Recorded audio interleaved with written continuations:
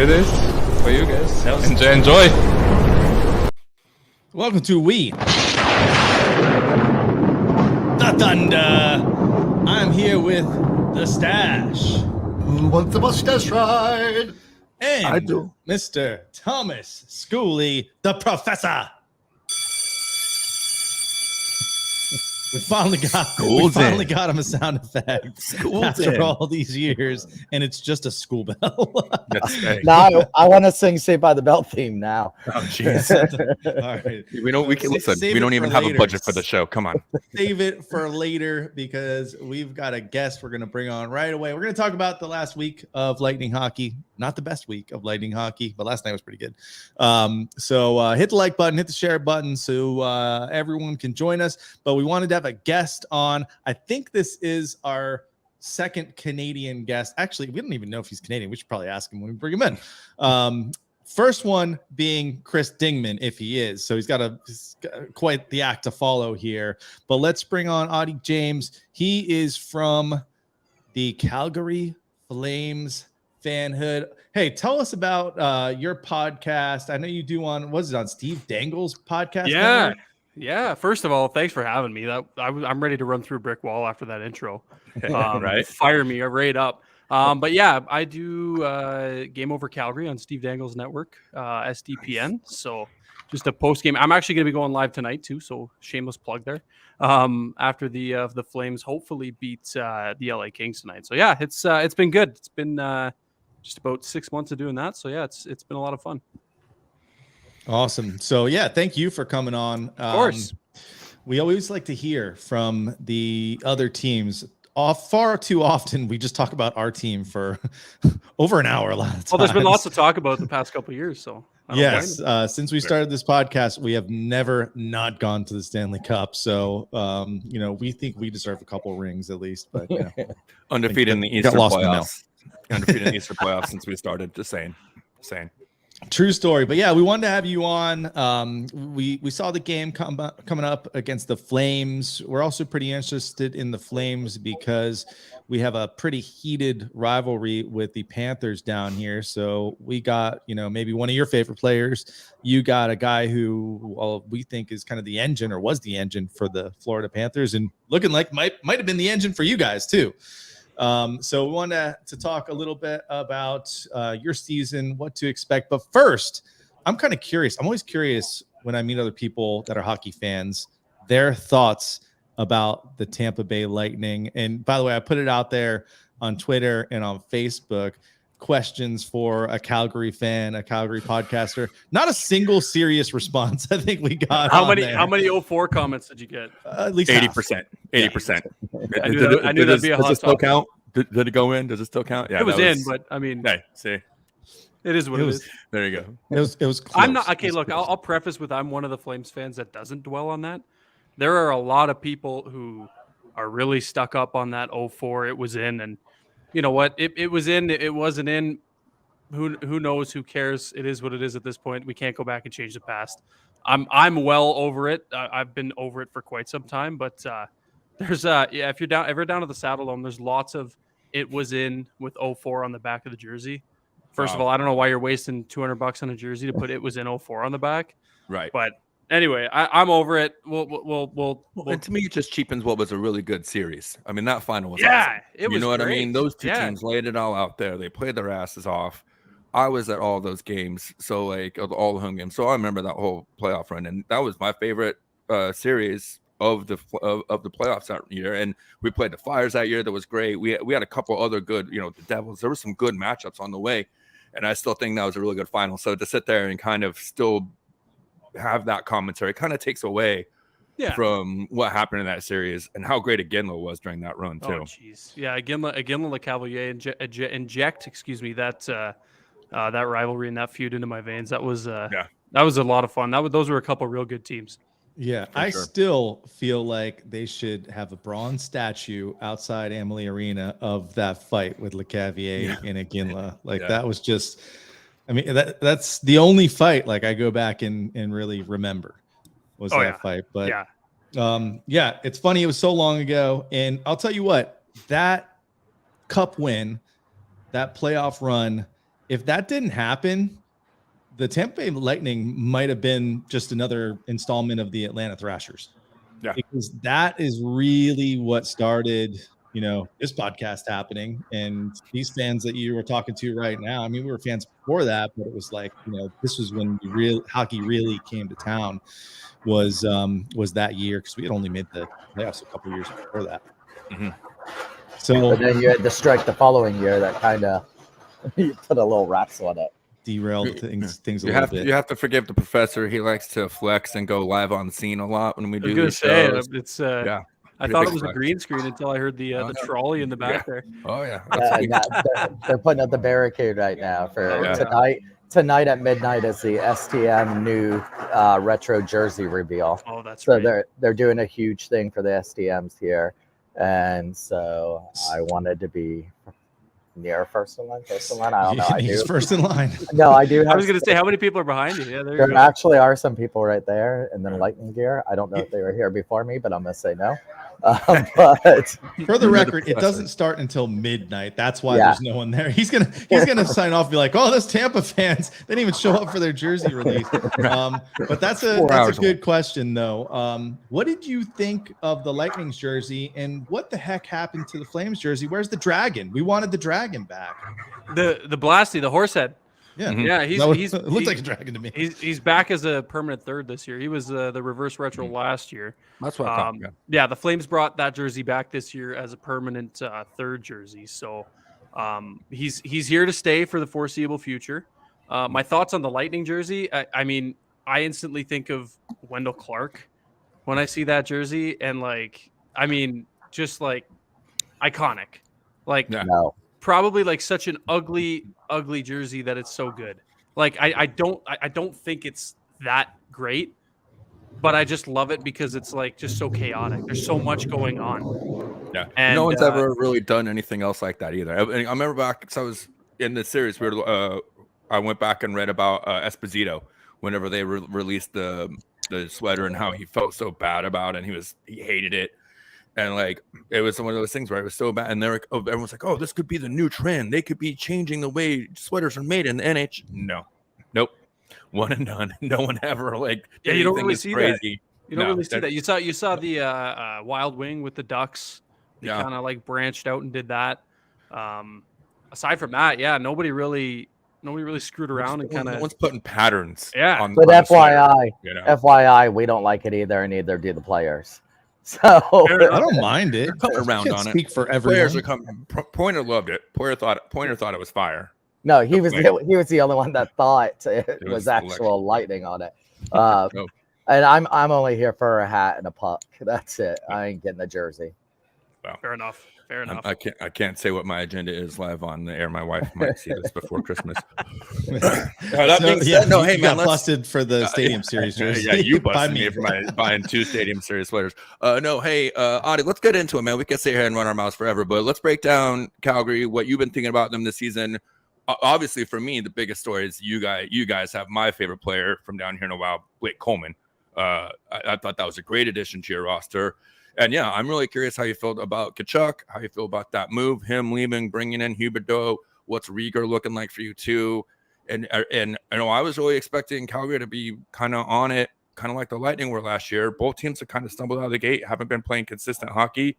And this Thursday game on the 17th was one I marked on the calendar to pay attention to. So I'm just curious what your thoughts are right now. Yeah, man. Well, okay. It was, I'll take you back to the beginning. Like this offseason was chaos for the Calgary Flames and for their fans. It's not often you see 2 superstars, we can call them superstars, 2 superstars walk away from their team. Gaudreau for essentially nothing, losing him in free agency. They say it was down to, the day before free agency opened, they had the Huberdeau deal on the table for Gaudreau. And he declined, wanted to go to Columbus for whatever reason. I'm not exactly sure. Is Ohio even a place? Talk about your all. Is Ohio real? I don't know, but we were talking last show about it's Floridians. We make fun of Ohio. I think So that should I think tell you everybody's everything. allowed to. Like, Yeah. Ohio is just not a real place to me. But it's looking like a mistake for him because we were talking about last week, like how good would he look on the Devils right now, and how dangerous would He they fumbled the look? bag there, didn't he? Because it was down to the Devils, and then the Columbus, as per Saravelli, made it was a late push by the Blue Jackets, and a lot of things factor into it. I'll never hold a grudge for a player doing something that he thinks is better for him and better for his family. His wife is a pediatric nurse. There's a great hospital down there. I'm damn certain she's probably working at, or pretty, they just had their baby, so I would imagine she's probably not. But either way, I'll never hold that against a guy. There's a lot of Flames fans here who are upset, and you're allowed to be upset. But I think that if he's doing something to better his family, so be it. Maybe the process is something I'm not so fond of. Just the way he kind of dragged it out and made Calgary think that he was going to be staying. Like I said, they genuinely thought that he was going to be staying in Calgary. He made it seem like this was the place he wanted to be. And then, we all remember the famous Elliot Friedman tweet just before free agency saying that he was going to elect free agency. So it was a tough pill to swallow to lose that guy for essentially nothing. But then, you see Matthew Tkachuk. That was kind of everybody's next big, all eyes on Tkachuk there. And a lot of people in this market really wanted Tkachuk to stay. And, I was one of those people. He's definitely a talented kid. He plays with that grit. He's got that scoring touch. He's going to get under your skin and be a pain in the ass. As you guys will soon find out. We found out first game we against know him. well. We know the Tkachuk boys here. Slashed Cooch right on the back, living 2 minutes left in that game. Yeah, he's got something coming for him the next game. I guarantee you. Watch next time we play Florida. Yeah, there you go. You guys and Oilers fans will get along just dashingly, I would imagine. But everybody wanted him to stay. They thought, this is it. Like this is, the Gaudreau.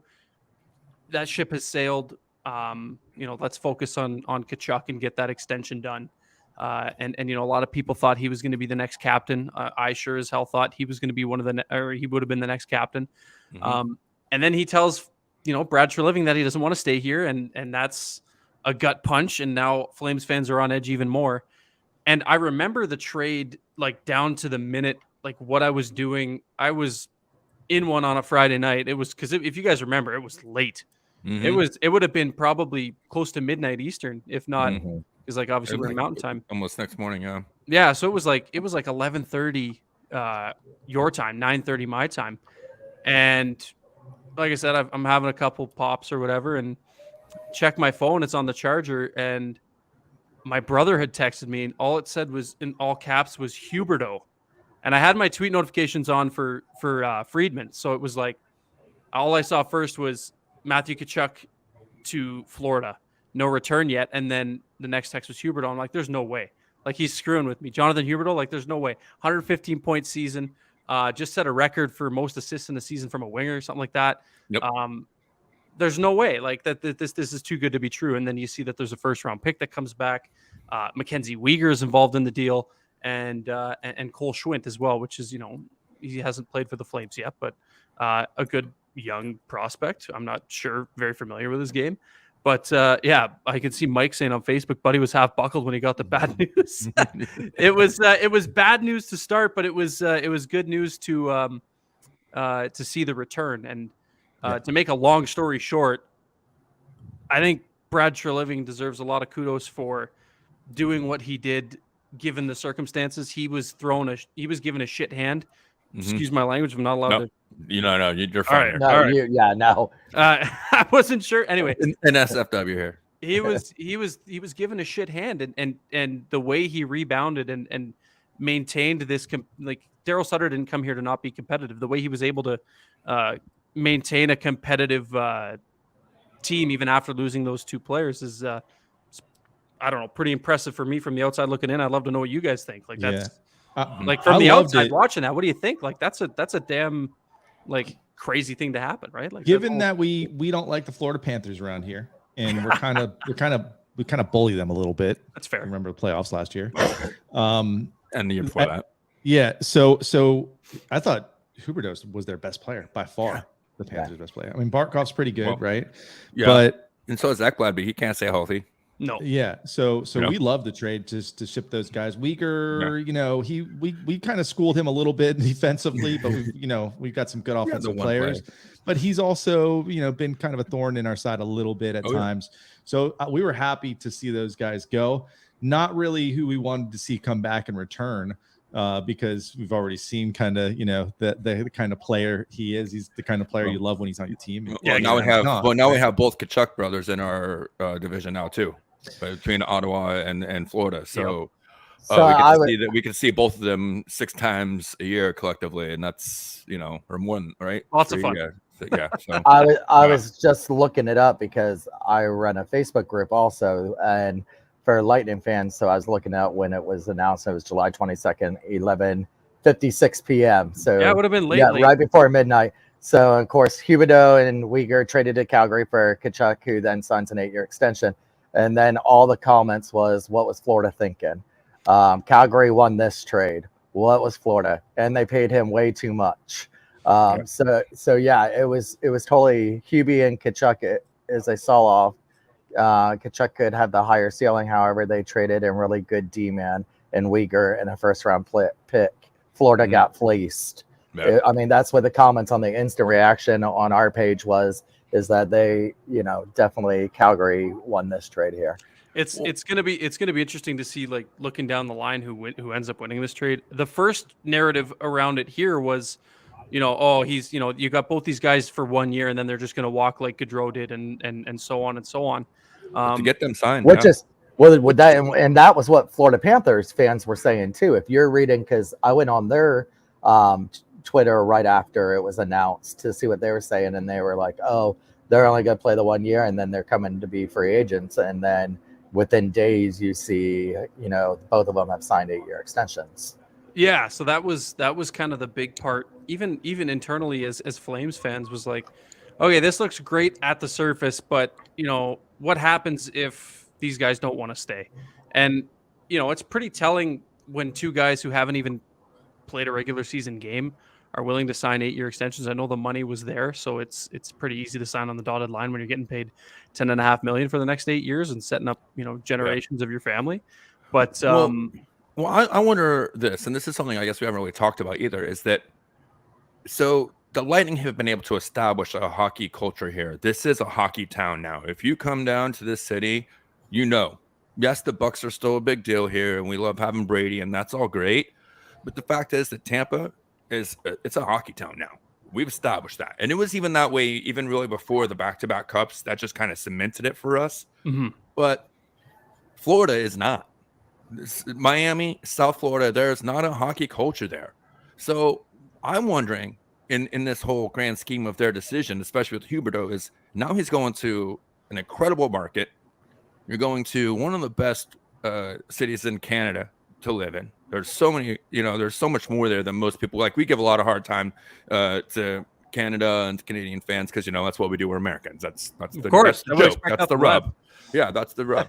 So right, yeah, I remember. So I just wonder how much of that for Huberdeau involved in that idea and that move and then signing there and staying there, because I don't know that he had a much better opportunity for a better market to go to. Mm-hmm. even after the season. If he didn't sign to stay, where else would he really go that had the money and the players and the coach installed where he felt like he could be successful? Then you bring in a guy like Kadri. You already, like I said, I thought them getting Coleman a couple of seasons ago was a great get for them, because he pretty much could have gone anywhere he wanted to in the NHL. And I still think you guys have a good solid team there to build on, and Suter's one of my favorite coaches of all time. So and then they pick up. It makes sense. They pick up Kadri also. No, that's what I'm saying. They added Kadri in the offseason too. Yeah. So it's going to take some growing. It's almost like with the Lightning, with how much turnover they had this season. It's a lot different than what they were able to do the last couple seasons and kind of plug and play 1 or 2 guys. There's 5 or 6 guys right now that had to replace this season, especially with the injuries to Cirelli and Bogosian to start the season. So that's a lot of the reason why the Lightning are inconsistent. And I kind of see a parallel with Calgary this season of how you guys are still kind of trying to figure out that system. Suter's got to figure out the guys in the room, and it's just a matter of getting that consistent hockey. But I think down the stretch, we're going to see you guys really start playing some good hockey as a team. Yeah, it's not been an easy start, and the players will be the first to admit that. Look, Daryl Sutter's system is a tough system to learn, and it's a tough system to come into, especially when, for a guy like Jonathan Huberdeau, who, it's a completely different system than the way they played in Florida. Much more defensively responsible. The coach holds you to a real high standard. I mean, ask anybody who's played for Daryl Sutter. We've interviewed a couple guys on previous podcasts that are former Flames and currently on the team still. He expects a lot from his players, and Sutter's not shy about it in the media with Huberdeau's struggles to start the year, and Huberdeau's not shy to admit that he's had a rough start. A lot of little things factor into the start for the Flames. The Flames had, like, knock on wood, last year they had like no injuries. They're dealing with a couple early little bumps and bruises to start. Hopefully that's not something that progresses throughout the year. But there's a lot of little things that factor into it, and I think that a lot of Flames fans are kind of panicking. And we're 12 games into the season, boys. There's still 70 games left to play. Lots of time to figure it out. And as far as I'm concerned, this year's Flames team, I'd be happy if they just punched a ticket. I honestly don't care where they finish in the division. They're a much better. I think they're a much better playoff team now. Bringing in a guy like Nazem Kadri, Huberdeau is I hope a better performer in the playoffs than guys like Kachuk and Gaudreau who have struggled. We know Kadri can do it. He just coming off a Stanley Cup season. We know Coleman can do it. You guys know it just as well, how much of a gamer he is and how much he shows up in the playoffs. So as far as I'm concerned, boys, as long as they punch their ticket, I think this team's going to be fine. But it's way too damn early to get a barometer reading on it. And I just think that, it's little things. It's nothing crazy. It's just little tiny things that they're struggling with that they got to iron out. Like you said, lots of player turnover, new system, lots of players playing with, new faces. So it's going to be interesting to see how they rebound. They snapped their 7-game losing streak, and hopefully they add to their winning streak tonight against the Kings. Yeah. Last week we were talking about kind of surprises this season, and we're talking about teams that, Seattle kind of up there in the standings, right? New Jersey, we mentioned earlier, and Calgary was kind of on the other side of that. They had that losing streak, which they just snapped. But I was thinking, let's see what they look like in January. As long as they don't give themselves too big of a hole to have to crawl out of there, I think they're going to be in good shape. They've got the coaching there to do it. As long as everyone kind of buys in, they stay healthy, they're a team that's going to come together, make the playoffs. And then, like you said, who knows once you get into the playoffs. It's anybody's game, man. Yeah. Once you get there. If you look at the standings right now, okay, in the West, you have LA, Winnipeg, Dallas, and Seattle all ahead of Edmonton, Colorado, Minnesota, Calgary. So I don't see that staying how that is, right? And then we were talking about the Eastern Conference a little bit when I was watching NHL Network earlier, and I think it's going to translate to the Western Conference a little bit as well. But there's not going to be the Florida Panthers running away with it in the East. They're not going to go and have that crazy 120th point season, whatever. It's and it's very likely the second wild card in the East doesn't even get 100 points this year. Versus last year, everyone had 106 was the bottom good, or whatever, right? Yeah. It was an insane season for those top teams. By November, basically by next, that's why people are kind of freaking out, because last season by Thanksgiving, it was pretty clear the top 6 teams in the East and the top 6 teams in the West were pretty much set, really. So I don't think we're going to have that same kind of season. I think there's a lot of parity, a lot more parity. There were some big moves. Team like Seattle, they're a second-year franchise. They're feeling a lot better. It's not like they don't have a good coaching and a good GM out there, So there's going to be more competitiveness in the West, but I still see you guys having the team and the talent and the coaching to really punch a ticket and see what happens, especially in that Western Conference. I think, obviously we're biased out here being the Eastern Conference champions 3 years running, but I still think the East is a tougher division or a tougher conference, and you guys have a lot more opportunity going through these next 74 games or whatever. Yeah, and another point too is good teams go through bad stretches. No good team is immune to a bad stretch. It's the nature of the game. If you look back at some recent Stanley Cup winners, the Pittsburgh Penguins in 2016, they went through a coaching change. They were one of the worst teams in hockey in December. They go on to win the Stanley Cup.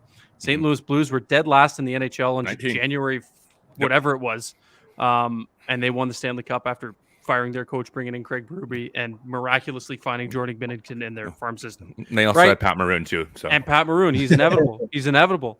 Guy coasts to 3 Stanley Cups in a row. It's just crazy. But yeah, my point is good teams are not immune to bad stretches. And I think that's just kind of something that the Flames are going through. Maybe that's something the Lightning are going through. We know the Lightning are a damn good team. And, things happen to good teams as well. And it's just how they choose to battle the adversity and kind of come out of it. So I think the Flames can do it. They got the group. They got the leaders in the room. They got a good system to follow. It's just got to take a few little things to click for them to kind of live up to that potential that everybody in the media, everybody on social media kind of hyped them up to be at the start of the year. Yeah. So we got the Flames coming to town on Thursday. Lightning have kind of had a little bit of an up and down season for Tampa Bay Lightning standards. So far, at least what I've noticed in the past week or two, the Lightning really, really kind of go the way of special teams. Mm-hmm. So to me, that's what it's going to come down to probably in the games this week, including that Calgary game. What kind of tidbits can you give us as far as like, what should we look for in this game?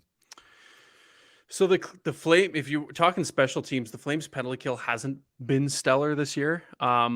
And their power play is nothing to write home about either. They've really drastically struggled on the power play this year. Let me stop you there, because if you can place a bet on them scoring a shorthanded goal, do it immediately. Do it. I was just gonna say we'll help you out. You know what? I'll go as further to say that it's Michael Backlund. He's got a few shorties in the last couple of years. Count on it, because I think we've given up 3 in the last 4 games. Deal. I'm heading to the bookie after this. We've had 4 for the season, 3 in the last 4 games. Last 4. So. It's rough. Well, if that's where the Flames are going to get their goals on the special teams, it is what it is. I can't complain. Yeah. But Instead of making the joke that we should be allowed to decline penalties in the NHL. Yep. That's how bad it is. Or at least I'll agree to a 4-on-4 or whatever. You know what I mean? Right. We don't want to power play. We'll play 4-on-4 instead. We should take an immediate penalty and do 4-on-4. Yeah. So go ahead. I cut you off. That's too good. No, it's all good. Any tidbits? I would imagine, depending on how this game goes, we're hoping it's a win. The Kings are a good team. Should be a good battle. It always is. Divisional rivals. But as for the Lightning, I don't think you can ever really say that a Flames Lightning game is going to be boring. I think it's going to be a pretty fast paced game. I think there's going to be it's going to be a tight checking game. I think that the Flames are having a couple struggles on the blue line with guys staying healthy. So I think they're going to rely on playing a more defensively responsible game from kind of everybody.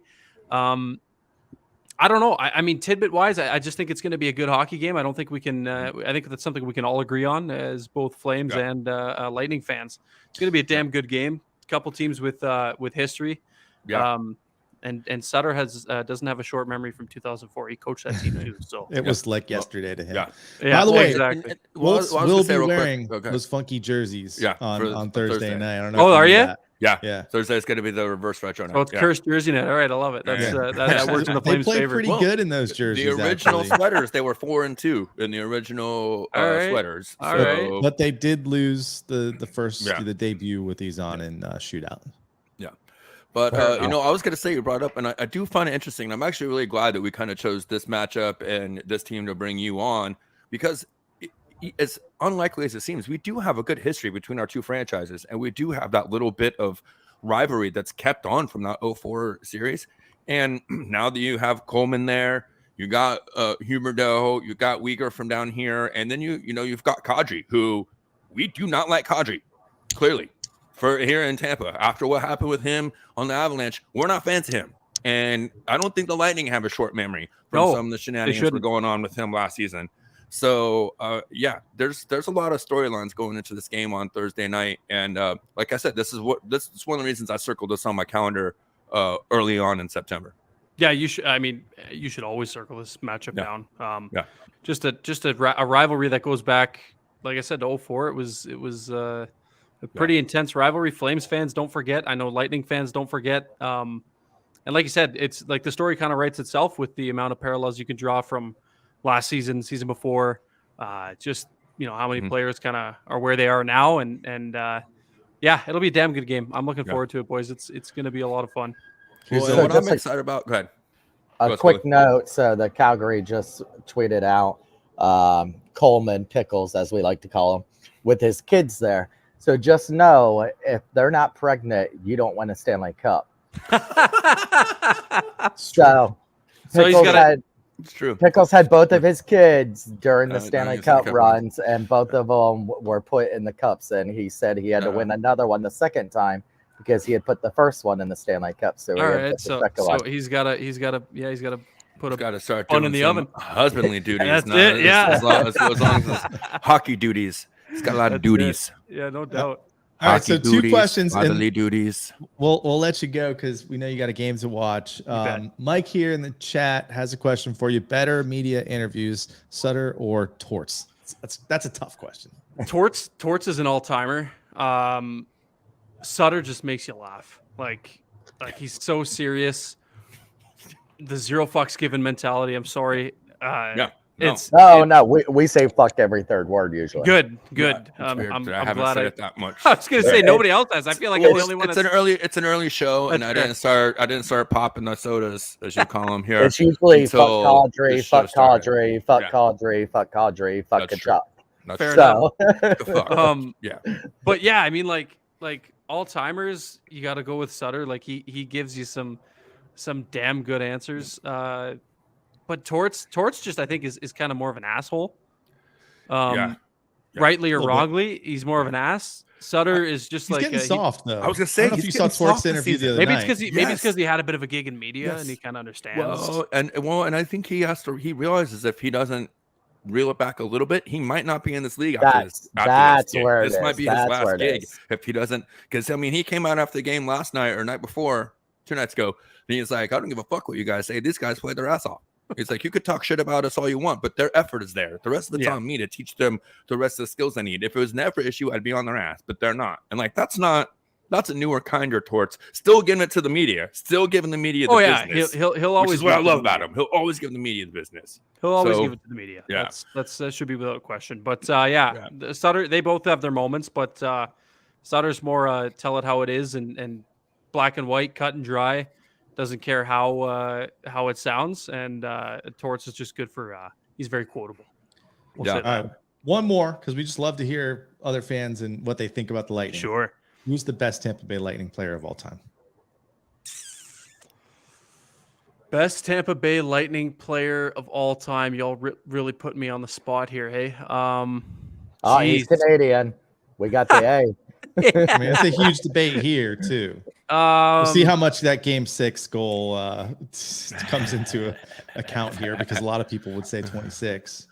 Yeah, it's probably where I'd probably lean 26 as well. He's he's a former Flame. Yep. Yeah. Former Flame. Which is the technically. other. Yep. That's the storylines between our two franchises. Right? Go on. Right? They go on. I honestly, I've always loved St. Louis. Yeah. I have always loved St. Louis. He's one of those guys that no matter who you cheer for, I feel like you can kind of always respect. I feel like Iginla was kind of that guy too. I don't know if it was the same for Lightning fans, but like we liked him. for me, Yep. I had a shit ton of respect for LeCavalier and We St. won it Louis. again, though. We won it again, though. When you went to the Penguins, we were hoping Right. he was going to come here. Honestly, Exactly. He's a lot of hell of a us player, were. Maybe hell not, but of a lot of us were. hell of a Yeah. person. Yep. But I feel that same way about St. Louis, and I feel that same way about LeCavalier. Just good hockey players, and kind of brings me back to like growing up too. Yeah. Watching those guys, I'm only 26, but watching those guys when I was younger and playing like NHL video games and how much of a beast St. Louis was with speed and he could shoot the puck well and he was just a lot of fun to watch. So I think for me, if you want to go greatest Tampa Bay Lightning of all time, my opinion, I'd go St. Louis.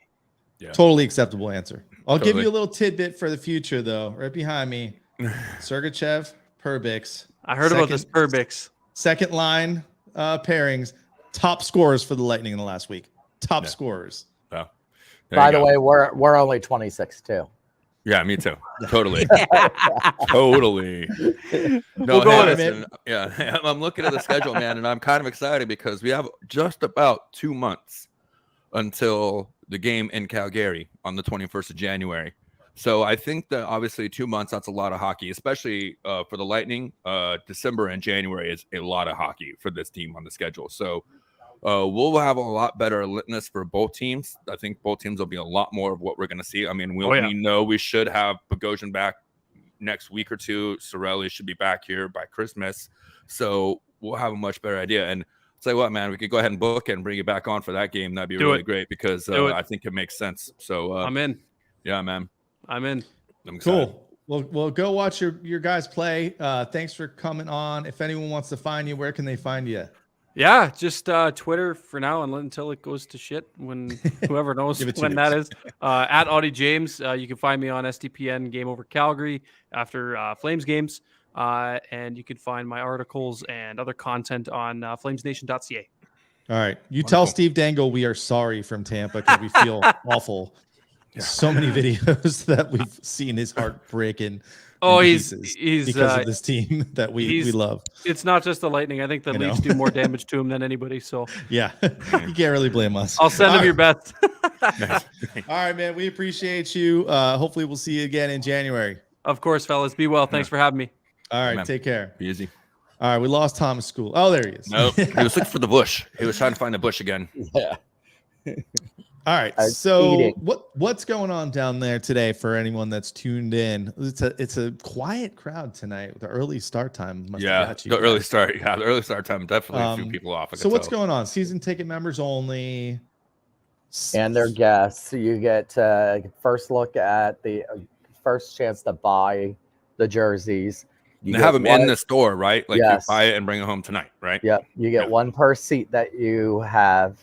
You're allowed one per seat. You're allowed. They have pucks, hats. I'll tell you what the email says. Send me a picture of the hat. I want to see the hats. It says each STM account holder may purchase one retro reverse jersey for the number of seats on your account. Inventory, including sizes and specific Lightning players, will be available on a first come, first serve. Half and full season STM discounts applicable on the jersey portion, but not the player's name and number. Hats, t-shirts, pucks, and more will also be available for purchase. Have your Lightning app handy. Kindly shop with the purpose to not linger the store for your fellow STMs. It will remain All open. people do in that store is linger. It will remain open Lingerers. until all registered STMs who arrive in time for the doors have finished shopping. Lingerers, man, lingerers. Can you make it simpler? And there Thank is you, free Coops. there is free parking starting at 11 at all the lots around the arena. Okay. Well, there you Starting go. at 11? And you can go find Thomas Schooley there and cut in line with him. Yeah, should you choose to arrive early, be prepared to line up outside the store. As you Ta-da. can see, 3 hours in advance. You So don't have to worry about that. let me see if I can give you guys a quick little. I want to see the turned hat. I want to Yeah, see actually- the new hat. Well, they haven't put anything out, but they did Haven't- just yeah, turn there's the no images. they did just turn the lights on.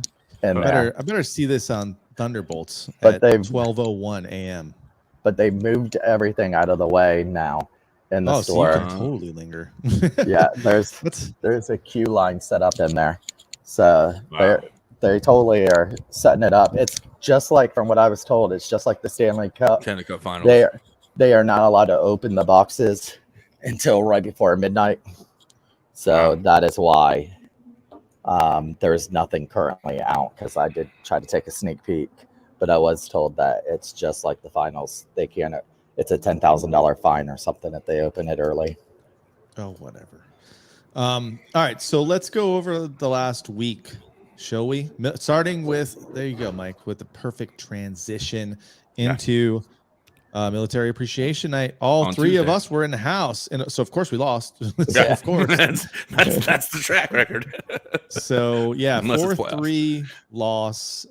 It was a close game, but it was all defined by that damn second period. 3-2. 3-2 loss. Was it 3-2? I don't know Yeah. why I said 4-3. I know. But that second period was just crushed Atrocious. this team. I thought they played overall okay, besides that damn second period. Well, I think it goes back to the commentary. This team this season is 5-on-5. They've been really solid, and their special teams is terrible.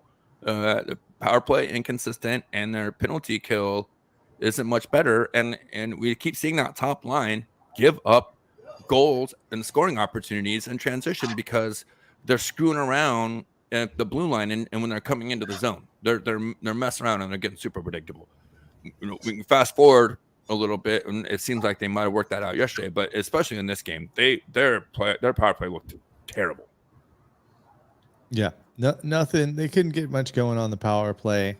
Can say the same thing about Friday night's loss to the Caps 5-1, where just that second period just kind of hung over because they couldn't really get much done. Passing was awful. Hey, but before we go into that Caps game, because there's a couple more things that happened in that game, Stash and I took a tour before the game on last Thursday that was Tuesday, right? Yeah, Versus Tuesday. the Oilers. Yeah. The Amalie Arena tour is back. It's back. First time in 3 years they've had it. So if you are interested, it's $15. Got to be there 3 hours before puck drop. The tour is only an hour, so I'm not sure. I guess they have to get it like done with before all the players are walking around and people are in there. Media and all that. But it's not that bad. If you haven't really been to Amalie Arena that much, for us, we've been to the arena a lot. I used to work at the arena at one point in time, so I knew a lot of this stuff, but they put in some good nuggets and some good trivia, like who brought their own toilet to Amalie Arena. And I still think it's toilet seat. It was toilet seat, and I still think it's a bidet seat is what it was. That's what I would say. It's probably one of those, bidet you just plug it in, and that way, if you've ever had one, you don't leave home with that. That's all I'm saying. Yeah, so they bring you basically to every level, including the underground level where the locker rooms are. They don't bring you to the locker rooms or even close to them. You're not allowed to take pictures in that underground area, just in case a player walks by. I was waiting for Stamkos to walk by or even McDavid to walk by, because I was definitely going to take a picture if they didn't get kicked out of the tour, but they didn't. Worth it, Jesus. So it's cool to see. Like, that was the coolest part to me, to kind of see the under the arena type of stuff, and that players only lounge. Like, man, I want to see some pictures inside the players only lounge. Yeah. No, I've taken it before, like about 15, 20 times. Do they still show you like where the wooden floor is, where they put it down for the concert? Yeah. But see, back then we used to be able to go when the players were coming in, and you could take pictures of them. You just couldn't say anything to them. So it was cool because you would see Hedman walking in, you would see Vassy. At the time, you would see Callahan. Callie was always one of the first ones there.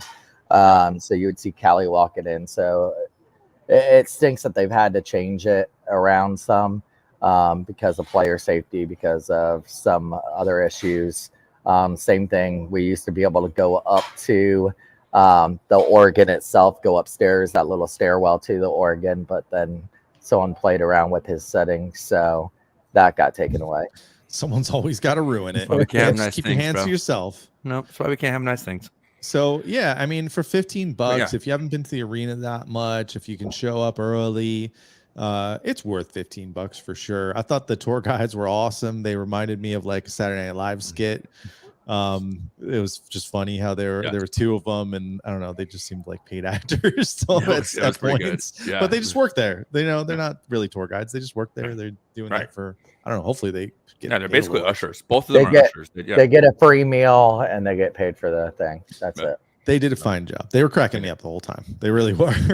And they have the little tour guide microphones where it's like the thing on their hip, and they're talking. It's hey, that's true. And yeah, a lot of cool little facts they sneak in there. I thought one of the cool things about Amalie Arena was that they talked a lot about like the concerts and stuff that they have there.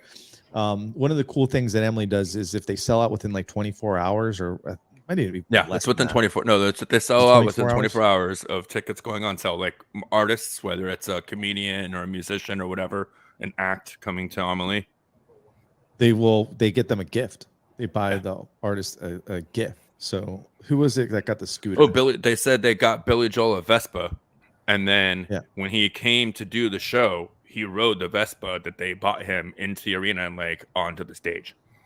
So I thought that was pretty cool. That was a cool one. So, I thought Elton John's was the sweetest.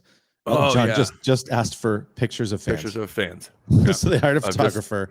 And Elton John has a photo album of pictures of you guys or whoever went to that concert. Whoever's at that show. You're in his album. Funny. So yeah, go get some pictures. Go check it out. So good tour. That was fun. Overall, like I said, the game wasn't terrible, and I was, I was a little disappointed that we didn't see the Stars be more star-like.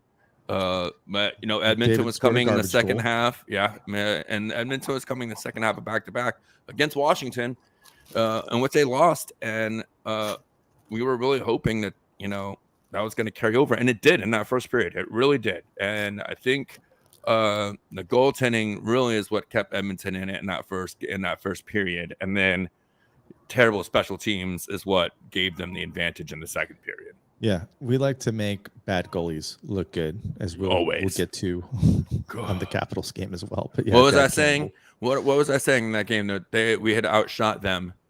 They had only had like 7 shots in the first period. I'm like, oh, they're gonna win. They'll probably like 4 goals on like 18 shots, and they ended up having a few more shots than that as the game went on. But early on, I had a bad feeling when the Lightning bottle up a team that bad in the first period. Usually, it doesn't go well. Yeah, and it didn't. So they lost 3-2, you said? Yeah. And then on to Washington, D.C. First the Caps Friday night. Like, I'm pumped. Done work for the week. Going to watch the team play. And hold on. Do I have an appropriate sound effect for this? What is going on here? Here we go. Straight from the Peter Blake. Whoa. Yeah, that's exactly what it was. It never ended. It was so bad. It just kept. It was a bad game. Foot got the elbow to the head. I first thought that was some sort of like hangover carryover from the Stanley Cup final. Jay Retcher said on Twitter he didn't think so, so I'm going with Jay Retcher. But we always see the same thing with Kadri. Is Kadri going to go after somebody? Maybe Foot laid a hit on who was it? Gabe Abel Canoe, whatever. Yeah, I remember his name. He's suspended for 3 games. That was a vicious hit. I tweeted out right away, like, yeah, he's gone for the game. That was a blatant hit to the head. You can't do that. And not That's only why it looks like the people that were waiting behind me now went and got in line to be first and second in line. There you go. So. Thomas Schooley's about to drop the Schooley's gloves. Out. Just out. like He's several done. people did And that's in the DC professor's on Friday. time tonight. I thought the turning point in that game, though, was pretty early in the game when that hit happened, and we got a 5-minute power play, and we gave up more chances than we had. And from there, it was just bad passing, bad decisions. By the third period, everyone's getting hurt, blocking OV shots. Herbig scored, though. Seems to be almost a nightly thing this week. And then, that was the only goal. So Cooch's 11-game point streak was snapped. Fast forward to last night. Last night was great. Cooch back on the board. Sergachev with a historic. Hey, who's been talking about Sergachev all season? And now We all have. All of a sudden, people are jumping on the bandwagon. No. Come on in, folks. I want to be clear. We never had a problem with his offense. His offense isn't the issue that we ever talk shit about Sergachev. We never talk shit about his offense. It's always his end zone decisions and his decision in his own blue line that I still have an issue with. So if he goes and has a 4-point night, that's great. Good, they win. But I want him playing defense first. Sorry. I still want him playing defense first. So you can jump on the bandwagon, put him on the board. He deserves it. Historic first 4 points in one period. That's historic for the Lightning. I still want him playing better defense. Well, you got that because they didn't even let up a shot in the first 17 minutes of that game. They had 4 goals before the Capitals even had a shot on net registered. Yeah, it's so weird how a team can play so bad on Friday night and then Sunday night just dominate. And then, they let their foot off the pedal there towards the end. And even ESPN was giving them some crap for, and hey, guys, you played such a perfect game. Like, what are you doing? Like, why are you letting it slip away like this? And it's not like it slipped away. It was just like you're on the verge of having almost a perfect game. Belmar made a really bad play, moving the puck through the center of the ice when he really didn't need to. We could have just skated up closer to the red line and pushed the puck down the boards. And then Myers with, again, I think this is the 3rd goal he's given up right in front of Assy, where he had a turnover right in front of Assy that led to a goal so far this season, maybe even the 4th. His time is numbered because you know what? Fleury played a hell of a game last night. Fleury's getting the message that someone's going to go when Bogo comes back.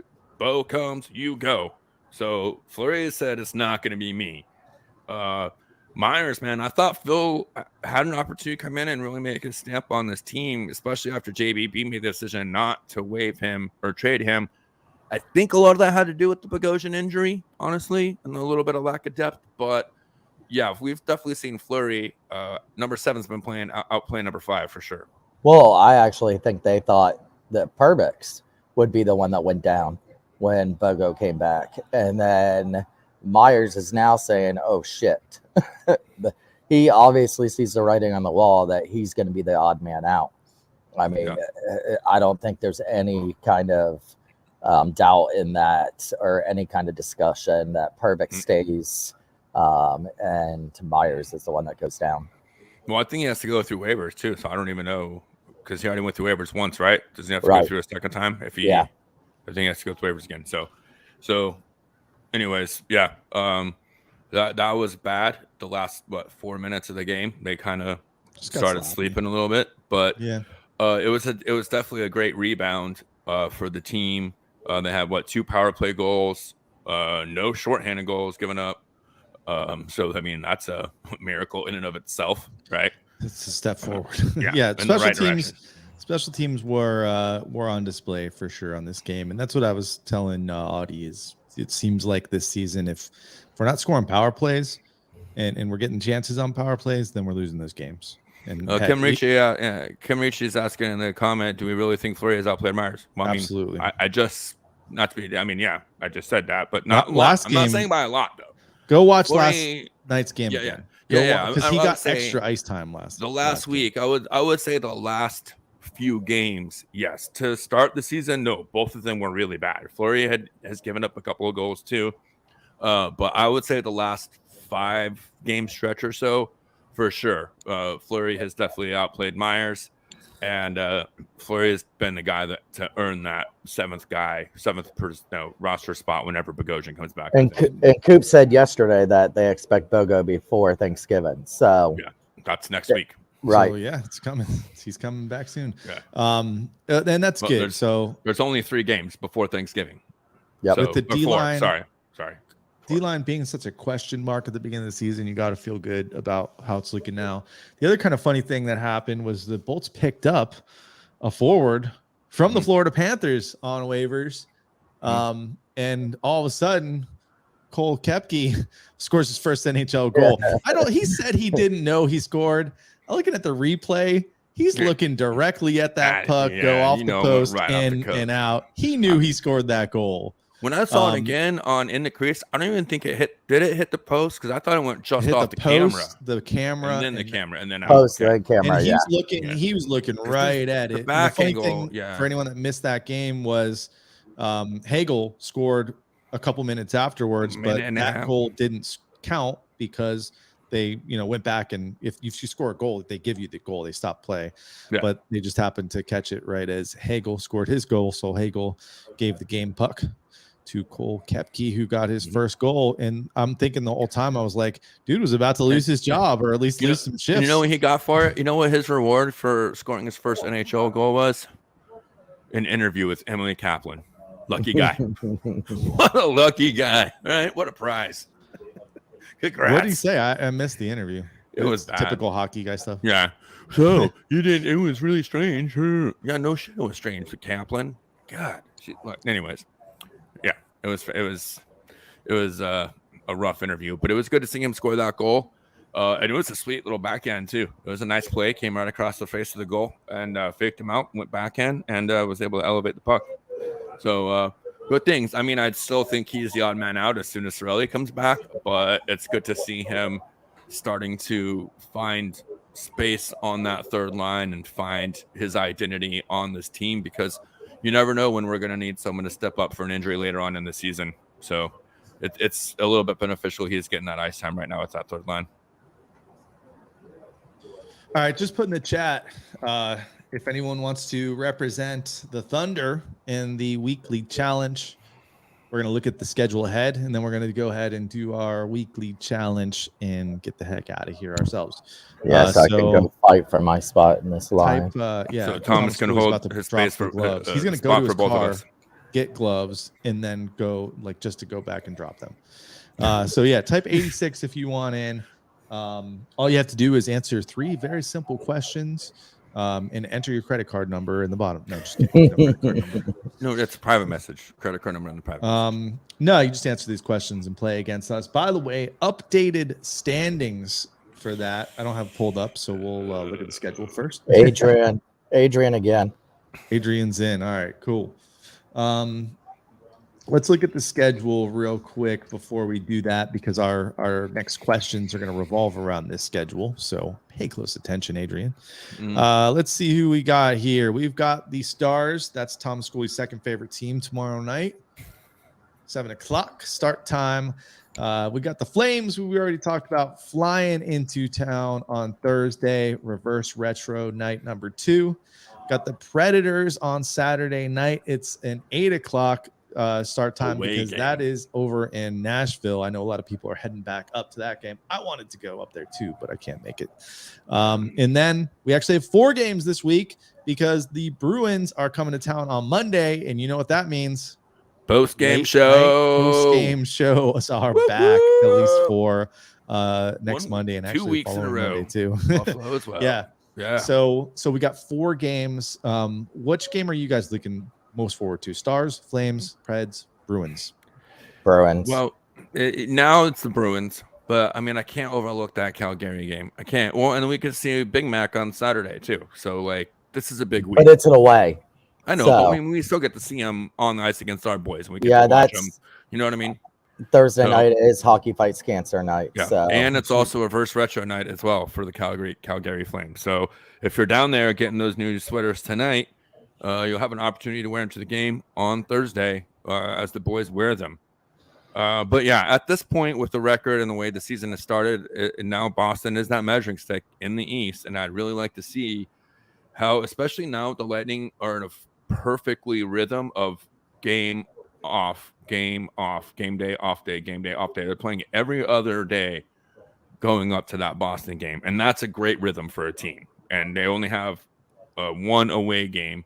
And it's just a quick flight up to Nashville and right back when they have fond memories of Nashville from last season. So to me, I feel like this is tailor-made for them to get on a little bit of a run here and really hopefully be playing some good hockey. And if it's Bogosian's supposed to be back before Thanksgiving, that might be the game that we see Bogosian in coming back from that trip up to Nashville.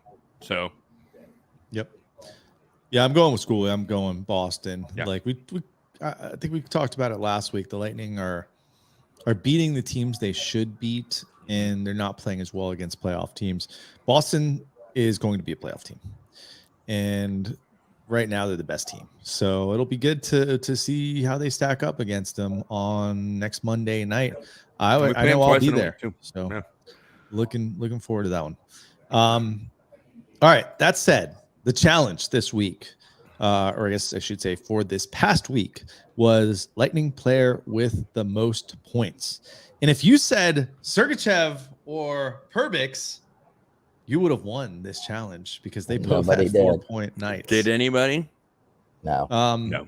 Yeah, because Cooch and Point also had 4 points this week. So they were all log jammed at 4. Schooley and Stash both had Cooch and Point. Schooley, you had Cooch. Stash, you had Point. I was a little, excited about what Point might do. You said 10 points. You got 4. Cooch, Schooley had Cooch with 7. So I gave you each a point for getting the players right. I almost thought about I'm going to take who's got closest to the points and just award 1 point, but I'm going to give you both the points. That would have been well, if you would have said that before, then I wouldn't have guessed 10. No, that's why I didn't do it. Right. All right. So block shots was the next category. I had the first pick in that one, and I won. It was Eric Chernak. He had 8.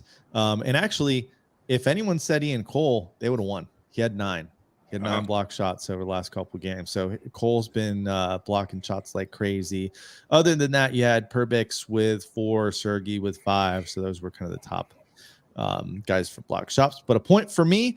And then the record last week, all three of us said 3-0. We went 1-2 for the second time this season. Yeah. The Thunder said 2-1, so they 2-1. got it wrong. The No Thunder points. with, I forget who repped the Thunder Adrian. last week. It was Adrian. Adrian last week. Adrian, you gotta get back on here, bro, because you got 0 points for Settle. the Thunder, and that means that Shooter is in the lead with 5. Schoolie, Stash, and the Thunder log jammed in second with 4. So it's anyone's game a month into the season. And this week we're going to change it up a little bit. What we're going to do is we're going to do what player on the opposing team gets the most points, and you can also guess how many. It's going to be tough. There's 4 teams we're playing, as we just went over.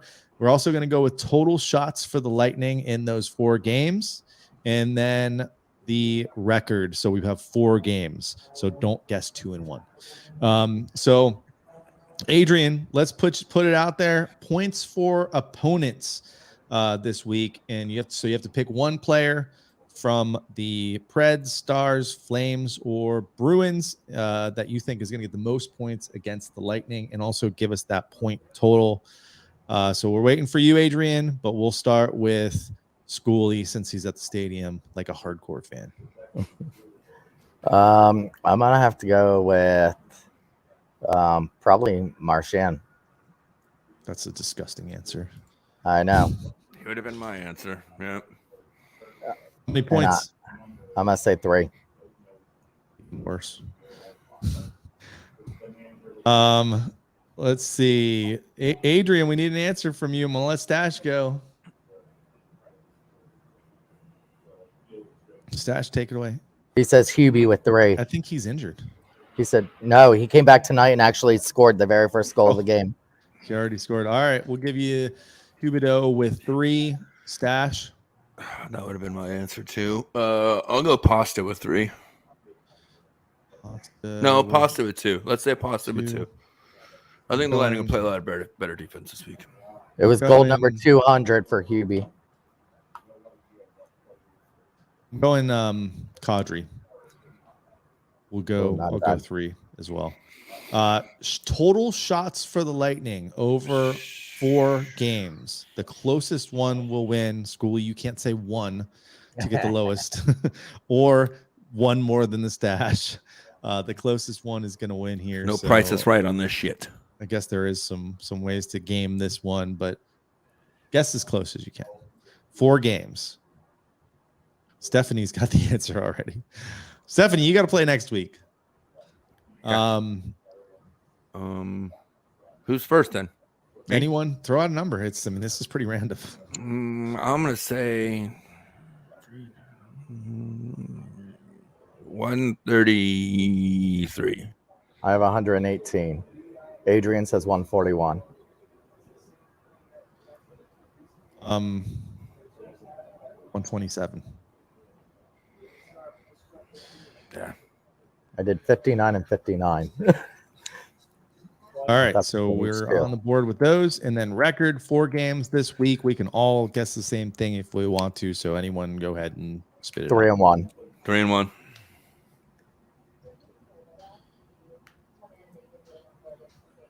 Do we have a Adrian answer for record? No, that was Stephanie.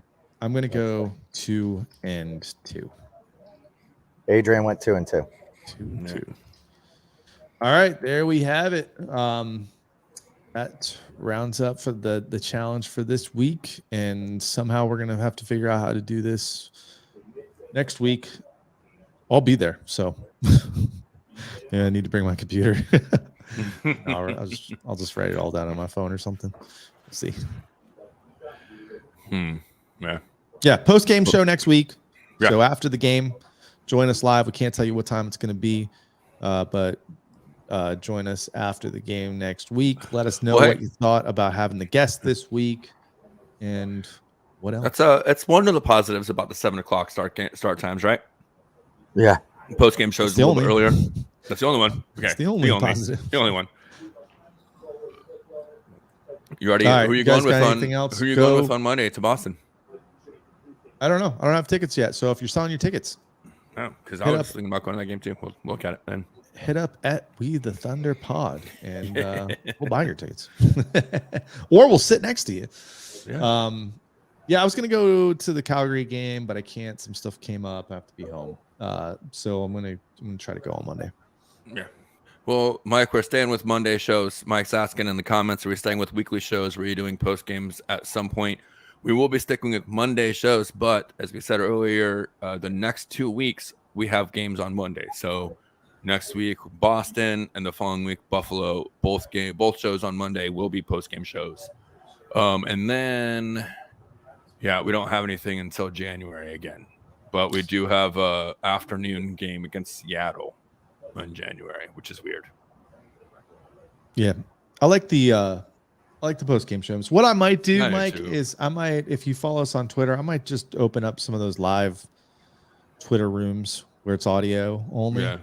After some games, see who wants to pop in and Yeah. talk about the game. So keep an eye out for that. As long as I'm Yeah, not too and pissed off after the game. yeah, Friday night I wouldn't have done. it was a discussion here in the off season about when we were gonna do our show, and we love doing Tuesdays, but it's almost always a post game show on a Tuesday, and having families and scheduling and everything, it just Monday ended up being a better night of the week for us this year. But never forget, we make the playoffs. We'll be going live after every game.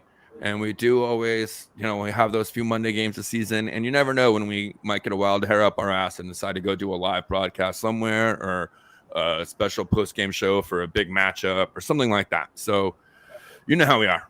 We fly by the seat of our pants around here. There is 6 people online. No, all right, better get All off. right, Better Schoolie's go got to go knock some people out of line here. But Hey, are any of them as big as me? No. Does it look like any of them were like a 52 or a 54? In case they're watching this show, no. they're not watching. They ain't watching.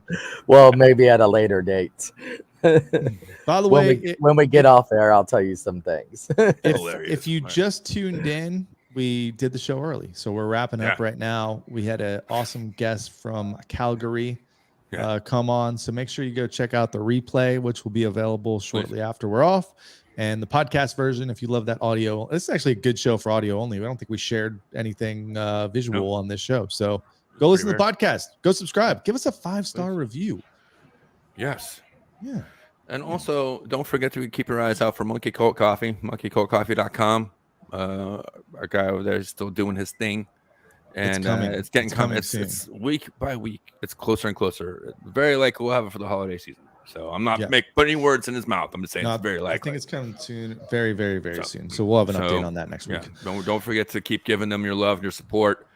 And we're on all of them, Stephanie. All of them. We the Thunder. We're on all there. All of them. So hook us up with a 5-star review if you can. If you would. All right.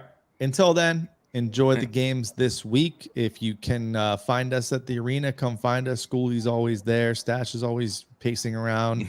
I'm usually glued to my seat, not talking to anyone. But that's just kind of how we do it. That's how we roll. Until then, this has been We the Thunder. Don't forget to be the Thunder. That's it?